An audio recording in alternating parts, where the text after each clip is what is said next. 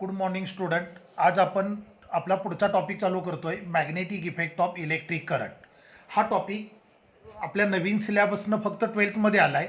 Actually जुन्या सिलेबसमध्ये हा अर्धा 11thला अर्धा 12thला होता. जेई नीट आणि महाराष्ट्र सी ई टीसाठी हा टॉपिक खूप इम्पॉर्टंट आहे. जेईला या टॉपिकवर 2 क्वेश्चन असतात, नीटला या टॉपिकवर 3 क्वेश्चन असतात आणि महाराष्ट्र सी ई टीला या टॉपिकवर जवळपास 4 to 5 क्वेश्चन असतात. हा टॉपिक आपण अगदी डिटेलमध्ये स्टडी करणार आहोत. यातलं ईच अँड एव्हरी पॉईंट आपल्याला अगदी डिटेलमध्ये स्टडी करायचं आहे. तर यातलं पहिला पॉईंट आहे, आता मी जे शिकवतो आहे यातले काही पॉईंट बोर्डच्या बुकमध्ये असणार नाही आहेत, पण आपल्याला जेई आणि नीटसाठी ते लागणार आहे. त्यामुळे मी ते मॅग्नेटिक इफेक्ट एन सी आय टीमधून सगळाच टॉपिक कवर करतो आहे. Okay, magnetic effect and magnetism असे 2 टॉपिक आहेत. ते दोन्ही टॉपिक मी एकत्र कवर करणार आहे. त्यात ईच अँड एव्हरी पॉईंट एन सी आय टीमधला कवर झालेला असेल. जरी काही पॉईंट बोर्डनं ओमिट केलेले असतील टिल देन आपल्याला जेई आणि नीटसाठी ते लागणार आहे. त्यामुळे मी सगळंच घेणार आहे. तुम्ही देखील प्रिपरेशन करताना सगळंच प्रिपरेशन करायचं आहे. तर आता पहिला पॉईंट आहे तो म्हणजे ओरस्टेड एक्सपेरिमेंट. ओरस्टेडनं काय केलं होतं बघा. He use a conducting wire A B. A B is conducting wire. This wire is connected to battery and key. AB is conducting wire. This conducting wire is connected to battery and key. आता अगदी साधी logic आहे. जर की close केली तर ह्या वायरमधून current flow होईल. सर्किट कंप्लीट होते. की क्लोज केली की वायरमधून करंट फ्लो होईल. आता त्यानं काय केलं, एक मॅग्नेटिक नीडल यूज केली होती. ही मॅग्नेटिक नीडल त्यानं त्या वायर ए बीच्या वर प्लेस केली होती. Magnetic needle is placed over wire A B. Magnetic needle सगळ्यांनी पाहिले. मॅग्नेटिक कंपस असतो बघा, त्याच्यामध्ये नीडल असते जी कायम नॉर्थ साऊथ डिरेक्शनला लोकेट झालेली असते. तशी मॅग्नेटिक नीडल त्यानं यूज केले. आता मॅग्नेटिक नीडल असते, हिचा पर्पज असतो एखाद्या लोकेशनला मॅग्नेटिक फील्डचं एक्झिस्टन्स डिटरमाइन करणं. एखाद्या लोकेशनला जर मॅग्नेटिक फील्ड असेल, मॅग्नेटिक फील्ड नसेल, तर ही नीडल नॉर्थ साऊथ डिरेक्शनला स्टेबल राहील. ओके, एखाद्या लोकेशनला जर मॅग्नेटिक फील्ड प्रेझेंट नसेल, तर ही नीडल कायम पॉईंट करेल इन नॉर्थ साऊथ डिरेक्शन. आणि एखाद्या लोकेशनला जर मॅग्नेटिक फील्ड असेल, तर ही नीडल डिप्लेक्ट होईल फ्रॉम इट्स इनिशियल पोझिशन. लक्षात आलं. एखाद्या लोकेशनला मॅग्नेटिक फील्ड एक्झिस्ट होतं आहे की नाही हे चेक करण्यासाठी मॅग्नेटिक नीडल यूज करतात. एखाद्या लोकेशनला जर मॅग्नेटिक फील्ड नसेल, तर नीडल कायम पॉईंट करेल इन नॉर्थ साऊथ डिरेक्शन. जर त्या पॉईंटला मॅग्नेटिक फील्ड प्रेझेंट असेल, तर नीडल डिप्लेक्ट होईल. ओके, मग त्यानं काय केलं बघा, त्याचा एक्सपेरिमेंट बघा. त्यानं एक कंडक्टिंग वायर यूज केले A B. That wire is connected to key and battery. A magnetic needle is placed over a wire. मग त्यानं काही ऑब्झर्वेशन रेकॉर्ड केले. When key is open, that is there is no current in wire. When key is open, there is no current in wire. Magnetic needle points in north south direction. Okay, magnetic needle is point in north south direction. मी पुन्हा एकदा clear करतो. एखाद्या लोकेशनला magnetic field exist होतं आहे की नाही हे चेक करण्यासाठी मॅग्नेटिक नीडल यूज करतात. जर त्या लोकेशनला मॅग्नेटिक फील्ड प्रेझेंट नसेल, तर नीडल कायम पॉईंट करेल इन नॉर्थ साऊथ डिरेक्शन. जर तिथे मॅग्नेटिक फील्ड असेल, तर मात्र मॅग्नेटिक नीडल डिप्लेक्ट होईल फ्रॉम नॉर्थ साऊथ डिरेक्शन. मग ती मे बी वेस्टला डिप्लेक्ट होईल किंवा मे बी ईस्टला डिप्लेक्ट होईल, depending upon location of magnetic field. तर एखाद्या लोकेशनला म्हणजे अगदी साधं, मॅग्नेटिक नीडल जर डिप्लेक्ट झाली याचा अर्थ त्या पॉईंटला कुठलं तरी एक्सटर्नल मॅग्नेटिक फील्ड एक्झिस्ट होतं आहे. मी एक्सटर्नल असा शब्द का वापरला, कारण अर्थ देखील मॅग्नेट आहे. अर्थचं देखील मॅग्नेटिक फील्ड असतं. ही नीडल अर्थच्या मॅग्नेटिक फील्डमध्ये कायम कोणत्या डिरेक्शनला असते, नॉर्थ साऊथ डिरेक्शनला असते.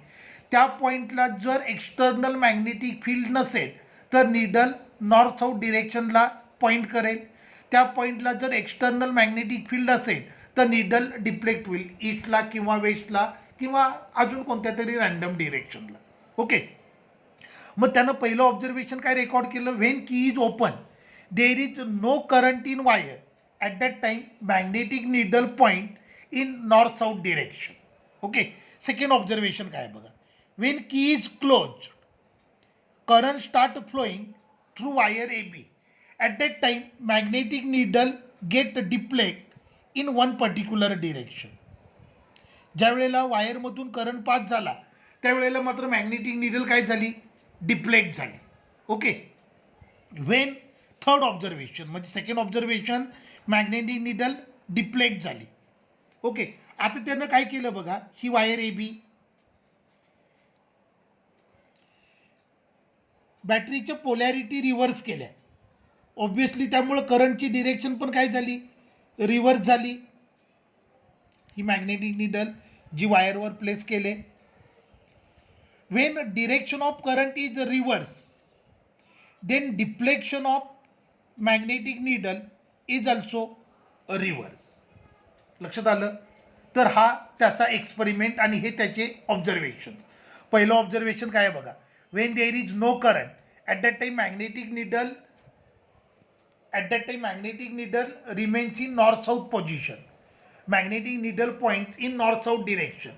When current is passed then magnetic needle show deflection on one particular side. When direction of current is reverse then deflection of needle is also reverse. Okay, तर हे त्याचे 3 observation. मग ह्याच्यावरून त्यानं कन्क्लुजन काय draw केलं बघा. आता मी मगाशीच म्हटलं की मॅग्नेटिक निडल डिफ्लेक्शन केव्हा शो करेल, only when there is magnetic field, only when there is some external magnetic field will present. बरोबर आहे. मॅग्नेटिक निडल डिफ्लेक्शन शो करेल ज्या वेळेला तिथे कुठलं तरी एक्सटर्नल मॅग्नेटिक फील्ड असेल.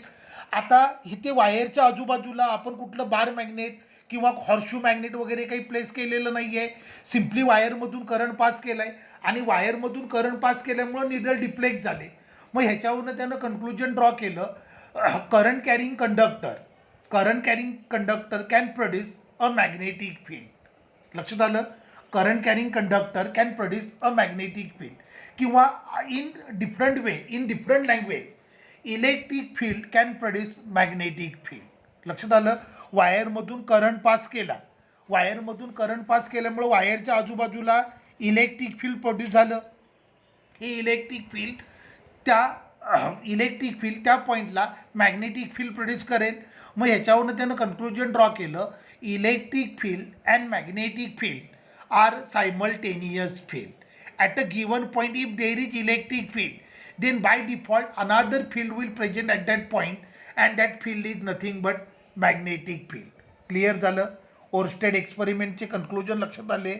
त्यानं काय केलं होतं बघा, मी मगाची म्हटलं तसं निडल डिफ्लेक्शन केव्हा शो करेल, जर त्या पॉईंटला एक्सटर्नल मॅग्नेटिक फील्ड एक्झिस्ट होत असेल तरच.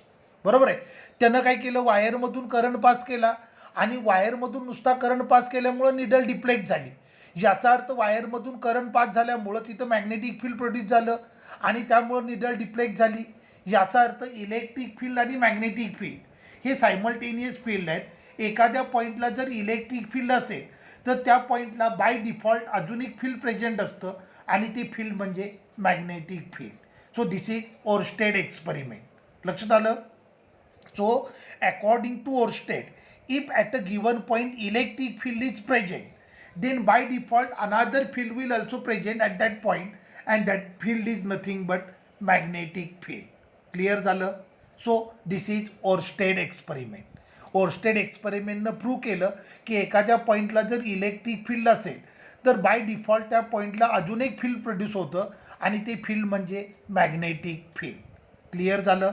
ओके, मग आता आपल्याला काही रूल स्टडी करायचे आहेत. त्यातलं पहिलं इम्पॉर्टंट रूल आहे तो म्हणजे right hand thumb rule. Direction of electric field with respect to magnetic field is given by right hand thumb rule.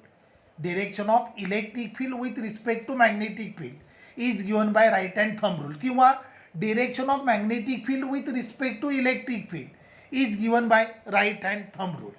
आता बघा, हा करंट कॅरिंग कंडक्टर आहे which carrying current along straight line path. Okay, तर right hand thumb रूलचं statement असतं, hold current carrying conductor in your right hand, stretch thumb in a direction of current, then folded fingers we represent direction of magnetic field. Right hand thumb रूलचं statement पुन्हा एकदा मी repeat करतो. Hold current carrying conductor in your right hand, stretch thumb in a direction of current, then folded fingers we represent direction of magnetic field. Okay, तर आता हा बघा, हा करंट आहे. करंट थंबच्या डिरेक्शननं ट्रॅव्हल करतोय. तर फोल्डेड फिंगर्स असतील, त्या फोल्डेड फिंगर्स रिप्रेझेंट करतील डिरेक्शन ऑफ मॅग्नेटिक फील्ड. किंवा याला उलटं केलं तरी चालेल. This is direction of magnetic field. B हा मॅग्नेटिक फील्डचा सिम्बॉल आहे. Okay, magnetic field along straight line आहे. तर इलेक्ट्रिक फील्ड कसं असेल? Along folded fingers. Okay, magnetic field जर अलॉंग थंब असेल तर इलेक्ट्रिक फील्ड कसं असेल? Along folded fingers. किंवा फोल्डेड फिंगर्स कोणाची डिरेक्शन रिप्रेझेंट करतील? फोल्डेड फिंगर्स रिप्रेझेंट करतील direction of electric field. So electric field and magnetic field ह्यांच्या direction with respect to each other show करतात by using right hand thumb rule. जर electric field linear असेल तर magnetic field circular असतं and magnetic field lines are in a form of concentric circle. जर magnetic field linear असेल तर electric field असेल ते सर्क्युलर असेल आणि त्या केसमध्ये electric field lines are in a form of concentric circles. लक्षात आलं? So this is right hand thumb rule. Right hand thumb rule statement लक्षात आलं? Hold current carrying conductor in your right hand, stretch thumb in a direction of current, then folded fingers we represent direction of magnetic field. किंवा हे उलटं पण करता येतं. Stretch thumb in a direction of magnetic field, then folded fingers we represent direction of electric field. जर electric field linear असेल तर magnetic field circular असेल and magnetic field lines are in a form of concentric circles.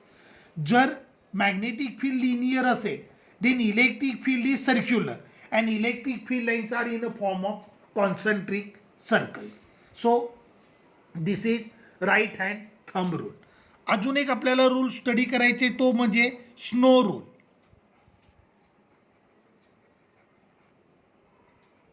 Snow rule. आता बघा, एक conductor आहे.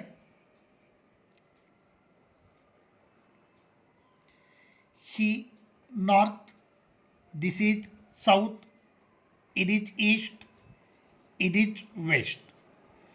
Current carrying conductor is placed in north-south direction. Current carrying conductor is placed in north-south direction which carrying current from south to north. Current कसा flow होतोय? South to north. हे S for south, N for north. Okay, current is flowing from south to north. Then magnetic needle place over a wire will deflect towards west. हे O म्हणजे over, W म्हणजे west. If conductor carrying current from south to north then magnetic needle place over a wire will deflect towards west. लक्षात आलं? जर current south to north जात असेल, दिस is direction of current, जर magnetic needle placed over a wire will deflect towards west. लक्षात आलं? जर current south to north जात असेल तर magnetic needle place over a wire will deflect towards waste. मग ह्याच्या अपोजिट पण करता येतं. करंट जर नॉर्थ टू साऊथ असेल तर मॅग्नेटिक नीडलचं डिफ्लेक्शन कुठे असेल? Towards east. लक्षात आलं? स्नो रूल लक्षात आला? S for south, N for north, O for over आणि W for west. If current carrying wire is carrying a current in south to north direction then magnetic needle placed over a wire will deflect towards west. लक्षात आलं? म्हणजे हे असं, हा current flow होतोय from south to north, तर magnetic निडलचं deflection कुठे असेल? Towards waste. ह्याच्या अपोजिट जर करंट नॉर्थ टू साऊथ जात असेल तर मॅग्नेटिक निडलचं डिफ्लेक्शन कुठे असेल? Towards east. ओके, हा झाला स्नो रूल. सो हे आपल्याला न्यूमरिकल ज्या वेळेला आपण सॉल्व करू त्यावेळेला मॅग्नेटिक फील्डच्या डिरेक्शन डिटेक्ट करण्यासाठी आपल्याला हे सगळं लागणार आहे. स्नो रूल लक्षात आला. मग अजून एक रूल आहे तो म्हणजे amperes swimming rule. Okay, according two ampere swimming rule एक मॅन आहे तो स्विम करतोय, एक मॅन आहे तो स्विम करतोय आणि करंट त्याच्या बॉडीमधून फ्लो होतोय, करंट त्याच्या बॉडीमधून फ्लो होतोय. A man is swimming from west to east. A man is swimming from west to east. Okay, then magnetic needle placed over a body of man will deflect towards his left hand. हा ampere swimming rule. A man is swimming from west to east. A current is flowing through his body. Then magnetic needle placed over a body of man will deflect towards his left hand. बरोबर आहे. याचाच अर्थ अगदी साधं, current जर waste to east जात असेल तर magnetic needle will show deflection towards north. लक्षात आलं. मग ह्याच्या अपोजिट करंट जर ईस्ट टू वेस्ट जात असेल तर मॅग्नेटिक निडलचं डिफ्लेक्शन कुठे येईल? Towards south. तर हे खूप इम्पॉर्टंट रूल. क्लिअर झालं. तर आपण मॅग्नेटिक इफेक्ट स्टडी करतोय. त्याच्यामध्ये मी पहिल्यांदा तुम्हाला ओर्स्टेड एक्सपेरिमेंट सांगितला, त्याचे कन्क्लुजन सांगितले. According to Oersted experiment, electric field and magnetic fields are simultaneous field. At a point, if there is electric field, then by default another field will also present at a given point, and that field is nothing but magnetic field. म्हणजे एका पॉईंटला जर electric field असेल तर by default तिथे magnetic field पण येणार, आणि एका पॉईंटला जर मॅग्नेटिक फील्ड असेल तर बाय डिफॉल्ट तिथे इलेक्ट्रिक फील्ड पण येणार. बरोबर आहे. इलेक्ट्रिक फील्ड आणि मॅग्नेटिक फील्ड ह्यांच्या with respect to each other direction show करतात by using right hand thumb rule. According to right hand thumb rule, right hand thumb रूलचं कन्क्लुजन काय आहे? If electric field is linear then magnetic field is circular and magnetic field lines are in a form of concentric circles. If magnetic field is linear then electric field is circular and electric field lines are in a form of concentric circle. त्यानंतर आपण study केलं snow rule. Current जर south to north जात असेल तर magnetic फील्डचं deflection कुठे येतं? Towards waste.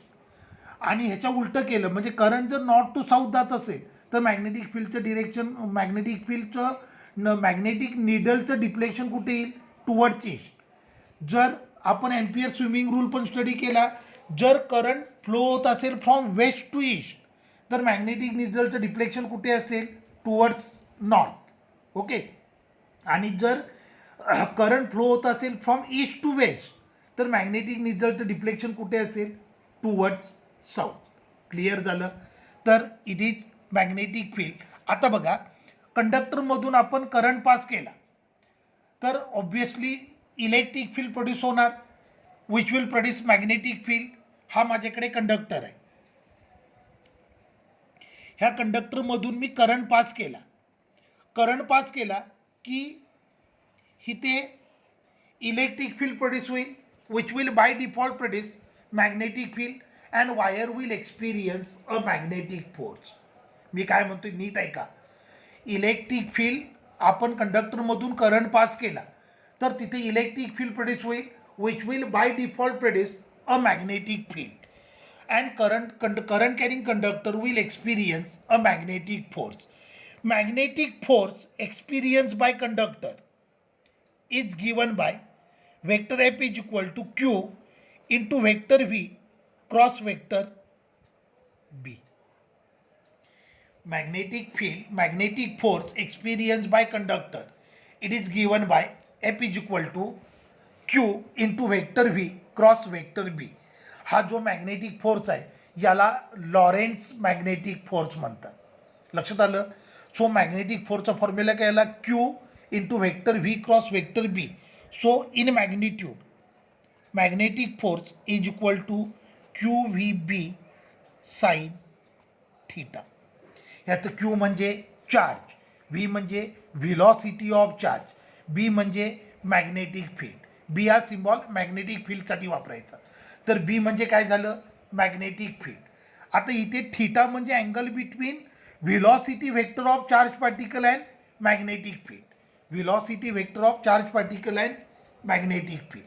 मग पहिली केस, सपोज करा charge particle is moving parallel or anti-parallel to the magnetic field. Charge particle is moving parallel or anti-parallel to the magnetic field. म्हणजे थीटा 0 तरी असेल किंवा थीटा 180 तरी असेल. Charge particle is moving parallel or anti-parallel to the magnetic field. That is theta is 0 or 180 degree. बरोबर आहे, sign 0. मग magnetic force किती आला बघा, QVB साइन 0 और F is equal to QVB sine 180. Sine 0 0 असतो किंवा साइन 180 पण 0 असतो. याचा अर्थ मॅग्नेटिक फोर्स किती आला, 0 आला. तर हे खूप important conclusion. When charge particle is moving parallel or anti-parallel to the magnetic field, then it will not experience any force. When charged particle is moving parallel or anti-parallel to the magnetic field, then it will not experience any force. म्हणजे magnetic field present आहे. मी आत्ता मगाशी काय म्हटलं, current carrying conductor. आपल्याकडे जर current carrying conductor असेल तर त्याच्यामधून करंट पास केलं की तिथे इलेक्ट्रिक फील्ड प्रोड्यूस होईल, which will by default produce magnetic field, and conductor will experience, charge particle inside that conductor will experience magnetic force. पण चार्ज पार्टिकल जर मॅग्नेटिक फील्डला पॅरलल किंवा अँटी पॅरलल ट्रॅव्हल करत असेल then it will not experience any force. लक्षात आलं. When charge particle is moving parallel और anti parallel to the magnetic field then it will not experience any force. Second बघा, when theta is equal to 90 degree, that is charge particle is moving perpendicular to the magnetic field. Charge particle is moving perpendicular to the magnetic field. मग हे आलं F is equal to QVB sin 90. sin 91 असते आणि ही sine रेशोची maximum value झाली. So त्या केसमध्ये charge particle will experience maximum magnetic force आणि हा मॅक्झिमम मॅग्नेटिक फोर्स असेल QVB. When charge particle is moving perpendicular to the magnetic field then it will experience maximum magnetic force आणि maximum magnetic force किती असेल, QVB. Clear झालं. आता suppose करा एक चार्ज पार्टिकल आहे, it is stationary in magnetic field. A charge particle is at rest in a magnetic field. आता charge particle रेस्टला असेल तर V0 झालं. मग त्याही केसमध्ये F is equal to QVB sine theta. So F is equal to V0 आहे त्यामुळं फोर्स पण किती आला, 0 आला. याचा अर्थ काय लक्षात आलं का, चार्ज पार्टिकल मॅग्नेटिक फोर्स केव्हा केव्हा एक्सपिरियन्स करणार नाही, तर पहिलं व्हेन इट मूव्स पॅरलल और anti parallel to the magnetic field. जर चार्ज पार्टिकल मॅग्नेटिक फील्डला पॅरलल किंवा अँटी पॅरलल ट्रॅव्हल करत असेल तर तो चार्ज पार्टिकल असताना देखील मॅग्नेटिक फोर्स एक्सपिरियन्स करणार नाही. दुसरं, चार्ज पार्टिकल आहे, मॅग्नेटिक फील्ड पण आहे, पण inside magnetic field charge particle is at rest position. त्याही केसमध्ये मॅग्नेटिक फोर्स तो एक्सपिरियन्स करणार नाही. आता पुढचं बघा, F is equal to QVB sine theta. Charge particle न घेता जर मी एक न्यूट्रल पार्टिकलला मॅग्नेटिक फील्डमधून मूव्ह केलं, न्यूट्रल पार्टिकल म्हणजे फॉर एक्झाम्पल न्यूट्रॉन आहे. न्यूट्रॉन सपोज करा मॅग्नेटिक फील्डमधून ट्रॅव्हल करतोय. एक चार्ज पार्टिकल आहे त्याच्यावर चार्ज नाही आहे. आता चार्ज नाही याचा अर्थ Q0 म्हणजे मॅग्नेटिक फोर्स पण किती झाला, 0 झाला. लक्षात आलं, कळलं का तुम्हाला. चार्ज पार्टिकल वर जर चार्ज नसेल म्हणजे न्यूट्रल पार्टिकल जर मॅग्नेटिक फील्डमधून ट्रॅव्हल करत असेल टिल देन त्याच्यावरचा मॅग्नेटिक फोर्स 0 असेल. मग आता ह्याच्यावरून एक इम्पॉर्टंट क्वेश्चन मी विचारतो. सपोज करा एक पार्टिकल आहे, particle is moving through magnetic field. मी काय म्हणतोय नीट ऐका. A particle is moving through uniform magnetic field but it does not experience any force. Can you conclude that a particle is neutral particle. एक particle आहे, तो magnetic फील्डमधून move करतोय पण तो मॅग्नेटिक फोर्स एक्सपिरियन्स करत नाही आहे. मग तुम्ही असं कन्क्लुजन ड्रॉ कराल का की हा पार्टिकल न्यूट्रल आहे. तर असं कन्क्लुजन आपल्याला काढता येणार नाही, कारण कदाचित तो चार्ज पार्टिकल असू शकतो पण तो जर मॅग्नेटिक फील्डला पॅरलल किंवा अँटी पॅरलल ट्रॅव्हल झाला असेल तर त्या केसमध्ये मॅग्नेटिक फोर्स किती असू शकतो, 0 असू शकतो. म्हणजे एखादा पार्टिकल मॅग्नेटिक फील्डमधून मूव्ह होताना जर तो फोर्स एक्सपिरियन्स करत नसेल, अ particle is moving through uniform magnetic field will not experience any force, तर त्या केसमध्ये तो पार्टिकल न्यूट्रल आहे असं डायरेक्ट कन्क्लुजन आपल्याला ड्रॉ करता येणार नाही. त्या केसमध्ये कदाचित असं पण असू शकतं की तो पार्टिकल चार्ज पार्टिकल आहे पण मॅग्नेटिक फील्डला पॅरलल किंवा अँटी पॅरलल ट्रॅव्हल करतोय, त्यामुळे त्याच्यावरचं मॅग्नेटिक फोर्स 0 आहे. क्लिअर झालं. आता इलेक्ट्रिक फील्डची डेफिनेशन काय असते बघा. Electric field is force upon charge.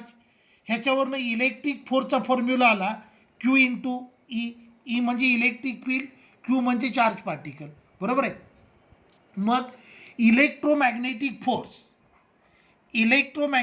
Force is nothing but sum of electric force and sum of magnetic force. याला लॉरेन्झ फोर्स म्हणतात. इलेक्ट्रोमॅग्नेटिक फोर्स म्हणजे sum of electric force and sum of magnetic force. मग electromagnetic force आपल्याकडे आला Q vector E plus Q vector V cross vector बी. Okay. जर charge particle magnetic फील्डमधून travel करत असेल तर त्यानं एक्सपिरियन्स केलेला मॅग्नेटिक फोर्स किती असतो, Q vector V cross vector B. Clear झालं. When charge particle is moving through magnetic field त्यानं एक्सपिरियन्स केलेला force Q vector V cross vector B. आता लक्ष द्या, माझ्याकडे एक वायर आहे. ही वायर करंट कॅरी करते. वायरची लेंथ आहे एल.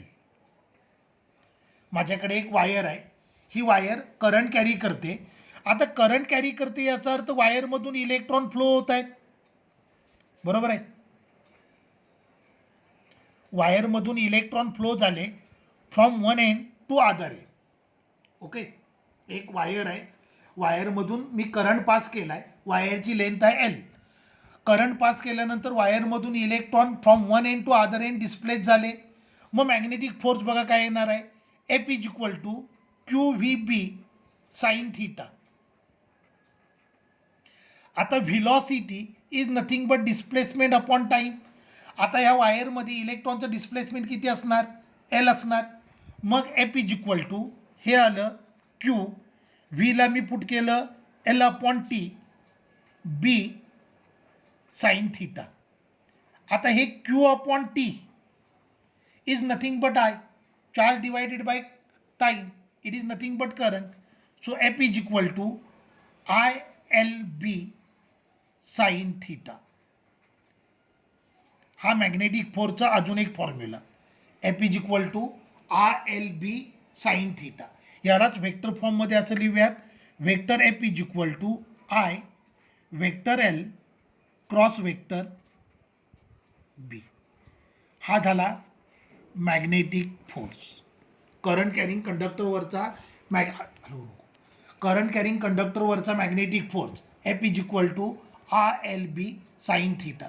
तर आपण आज दोन इम्पॉर्टंट पॉईंट स्टडी केले, ते म्हणजे एखादा चार्ज पार्टिकल मॅग्नेटिक फील्डमधून जर मूव्ह होत असेल, एखादा चार्ज पार्टिकल मॅग्नेटिक फील्डमधून मूव्ह होत असेल तर त्यानं एक्सपिरियन्स केलेला फोर्स असतो Q V B sine theta. जर करंट कॅरिंग कंडक्टर असेल, त्याच्यामधून करंट पास केला तर त्यानं एक्सपिरियन्स केलेला मॅग्नेटिक फोर्स असेल I L B sine theta. Clear झालं. मग आता पुढचा पॉईंट, सपोज करा एक चार्ज पार्टिकल आहे. हे खूप इम्पॉर्टंट केसेस आहेत ज्या आपल्याला कायम लागणार आहेत. This is electric field. हा चार्ज पार्टिकल मूव होतोय parallel to electric field.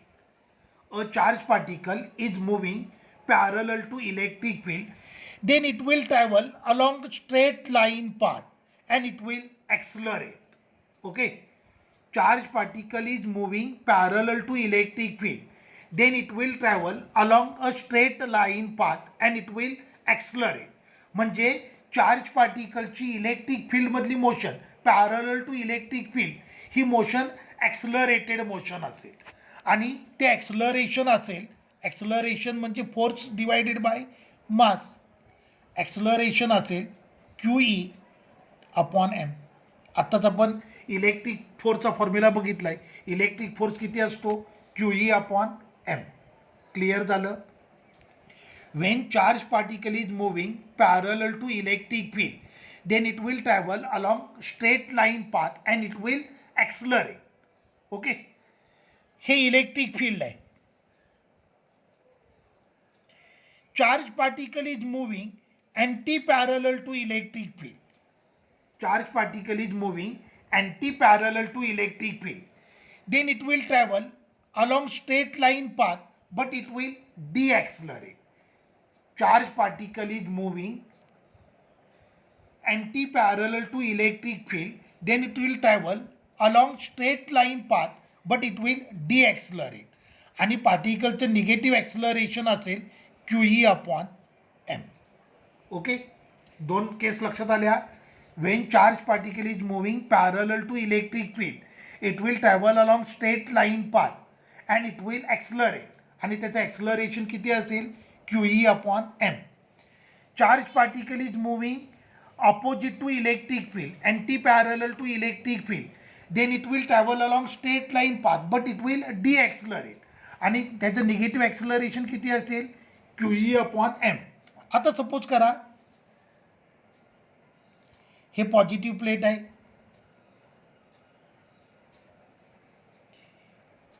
He negative plate आहे. इलेक्ट्रिक फील्ड कायम डिरेक्ट करतं from positive plate to negative plate. एक चार्ज पार्टिकल आहे, it is moving perpendicular to electric field. Charge particle कसा move झाला आहे? Suppose करा हा पॉझिटिव्हली चार्ज पार्टिकल आहे. हा पॉझिटिव्हली चार्ज पार्टिकल मूव्ह झाला आहे परपेंडिक्युलर टू इलेक्ट्रिक फील्ड. आता ज्या वेळेला पार्टिकल इलेक्ट्रिक फील्डमध्ये एंट्री करेल त्याला आपण प्रोजेक्ट केलं होतं in horizontal direction perpendicular to the electric field. Particle ज्या वेळेला इलेक्ट्रिक फील्डमध्ये एंट्री करेल त्यावेळेला हा पॉझिटिव्ह चार्ज त्याला रिपेल करेल आणि हा निगेटिव्ह चार्ज त्याला अट्रॅक्ट करेल. As a result of this particle will travel along parabolic path. लक्षात आलं? When charge particle is projected, positive charge असू द्या किंवा निगेटिव्ह चार्ज असू द्या, when charge particle is projected perpendicular to the electric field then it will travel along parabolic path. ह्या electric फील्डच्या 3 important case लक्षात आल्या. पहिली केस कोणती? When charge particle is moving parallel to electric field then it will travel along straight line path but it will accelerate. When charge particle is moving anti-parallel to electric field then it will travel along straight line path but it will de-accelerate. When charge particle is moving perpendicular to electric field then it will travel along parabolic path. आता suppose करा इथे negative charge असतात, negative charge असतात तर हा negative charge त्याला repel करेल आणि पॉझिटिव्ह चार्ज त्याला अट्रॅक्ट करेल. म्हणजे तो असा ट्रॅव्हल झाला असता, म्हणजे पाथ फायनली पॅराबोलिकच येणार आहे. So when charge particle is moving perpendicular to the electric field then it will travel along a parabolic path. आता मॅग्नेटिक फील्डचं बघूयात. हे मॅग्नेटिक फील्ड आहे. A charge particle is moving parallel to magnetic field.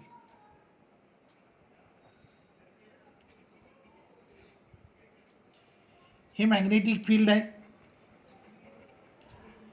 पहिल्या केसमध्ये charge particle आहे तो magnetic फील्डला पॅरलल मूव्ह होतोय. दुसऱ्या केसमध्ये तो मॅग्नेटिक फील्डला अँटी पॅरलल मूव्ह होतो आहे. आत्ताच आपण स्टडी केलं आहे, चार्ज पार्टिकल मॅग्नेटिक फील्डला पॅरलल किंवा अँटी पॅरलल ट्रॅव्हल करत असेल, चार्ज पार्टिकल मॅग्नेटिक फील्डला पॅरलल किंवा अँटी पॅरलल ट्रॅव्हल करत असेल तर त्याच्यावर ॲक्ट झालेला मॅग्नेटिक फोर्स किती असणार आहे? 0 असणार आहे. मग आता मला सांगा, जर चार्ज पार्टिकल मॅग्नेटिक फील्डला पॅरलल किंवा अँटी पॅरलल ट्रॅव्हल होत असेल तर त्याच्यावर फोर्सच नाही आहे. मग फोर्सच नसेल तर ऑब्व्हियसली त्याला पाथपासून डेव्हिएट करायला काहीच नाही आहे. म्हणजे तो कसा ट्रॅव्हल होणार? Along straight line path with 0 acceleration. So when charged particle is moving parallel or anti-parallel to the magnetic field, then it will travel along straight line path and motion of particle is uniform motion. कारण त्या केसमध्ये acceleration किती असेल? 0 असेल. कळलं का? Charge particle magnetic फील्डला parallel किंवा अँटी पॅरलल प्रोजेक्ट केला असेल then it will not experience any force. जर फोर्सच नसेल तर ॲक्सलरेशन किती झालं? 0 झालं. तर ही पहिली case. When charge particle is moving parallel or anti parallel to the magnetic field then it will travel along straight line path and acceleration of particle is 0, so its motion is uniform motion. Second case, when charged particle is moving perpendicular to uniform magnetic field, when charged particle is moving perpendicular to the magnetic field, then it will travel along circular path. When charged particle is moving perpendicular to the magnetic field, then it will travel along circular path. आणि ही motion देखील ॲक्सलरेटेड motion असेल, कारण या केसमध्ये पार्टिकलमध्ये centripetal acceleration असणार आहे. Clear झालं? तर मी पहिली केस कोणती सांगितली बघा, charge particle is moving parallel or anti parallel to the magnetic field then it will travel along straight line path. There is no magnetic force, so acceleration is 0, so particle will move uniformly. पार्टिकलची motion असेल uniform motion. Electric field आणि magnetic field यांच्यातला difference लक्षात आला? Electric field आणि magnetic field यांच्यातला difference लक्षात आला का? पार्टिकल जर इलेक्ट्रिक फील्डला पॅरलल किंवा अँटी पॅरलल ट्रॅव्हल होत असेल तर ही मोशन ॲक्सलरेटेड मोशन असते. हेच जर पार्टिकल मॅग्नेटिक फील्डला पॅरलल किंवा अँटी पॅरलल ट्रॅव्हल होत असेल तर ही मोशन युनिफॉर्म असते. लक्षात आलं? आता लक्ष द्या, हे मॅग्नेटिक फील्ड आहे. आता पार्टिकलला तुम्ही प्रोजेक्ट केलंय oblique to the magnetic field. Oblique to the magnetic field याचा अर्थ theta is other than 0, 180 and 90 degree. Then in that case particle will travel along helical path. ही पाथ आहे, याला हेलिक्स म्हणतात. पाथ पार्टिकल कसा travel करेल? Helical पाथनं travel करेल. If it is projected if particle is projected oblique to the magnetic field, then it will travel along helical path. हा जो जॉमेट्रिक शेप आला याला हेलिक्स म्हणतात. लक्षात आलं? तर हे सगळ्यात इम्पॉर्टंट. ह्यावर खूप सारे न्यूमरिकल्स असणार आहेत. तर तुमच्या लक्षात आलं? मी पुन्हा एकदा शॉर्टमध्ये सगळं समराईज करतो. When charge particle is moving through uniform magnetic field किंवा नॉन युनिफॉर्म मॅग्नेटिक फील्ड, काही प्रॉब्लेम नाही आहे. When charge particle is moving through magnetic field it will experience magnetic force. आणि त्यानं एक्सपिरियन्स केलेला मॅग्नेटिक फोर्स असेल F is equal to QVB sine theta. Current carrying conductor असेल तर current carrying कंडक्टरनं एक्सपिरियन्स केलेला मॅग्नेटिक फोर्स असेल ILB sine theta. When charged particle is moving parallel or anti-parallel to the magnetic field, then it will not experience any force. त्या केसमध्ये त्याची path straight line असेल आणि मोशन युनिफॉर्म असेल. पण हेच जर इलेक्ट्रिक फील्डला पॅरलल किंवा अँटी पॅरलल असेल तर पाथ स्ट्रेट लाईन असेल. पॅरलल असताना पार्टिकल ॲक्सलरेट होईल, तर अँटी पॅरलल असताना पार्टिकल डिॲक्सलरेट होईल. इलेक्ट्रिक फील्डला परपेंडिक्युलर प्रोजेक्ट केला असेल तर पार्टिकल ट्रॅव्हल करेल अलॉंग पॅराबोलिक पाथ. मॅग्नेटिक फील्डला जर परपेंडिक्युलर प्रोजेक्ट केला असेल तर पार्टिकल ट्रॅव्हल करेल अलॉंग सर्क्युलर पाथ. इलेक्ट्रिक फील्डमध्ये ऑब्लिकली पार्टिकलला प्रोजेक्ट करता येत नाही. मॅग्नेटिक फील्डमध्ये पार्टिकलला ऑब्लिकली प्रोजेक्ट करता येतं आणि त्या केसमध्ये त्याची पाथ असेल ती हेलिकल पाथ असेल. क्लिअर झालं. चार्ज पार्टिकल जर नसेल म्हणजे न्यूट्रल पार्टिकल असेल, न्यूट्रल पार्टिकल जर मॅग्नेटिक फील्डमधून मूव्ह होत असेल then it will not experience any force, कारण त्या केसमध्ये क्यू झिरो होतोय. हेच जर चार्ज पार्टिकल मॅग्नेटिक फील्डमध्ये रेस्टला असेल तरी देखील मॅग्नेटिक फोर्स झिरो असेल, कारण त्या केसमध्ये पार्टिकलची व्हिलॉसिटी झिरो असेल. क्लिअर झालं. तर it is all about magnetic force. It is all about magnetic force. Next लेक्चरमध्ये आपल्याला पुढचे डेरिव्हेशन स्टडी करायचे. ठीक आहे, थांबूया.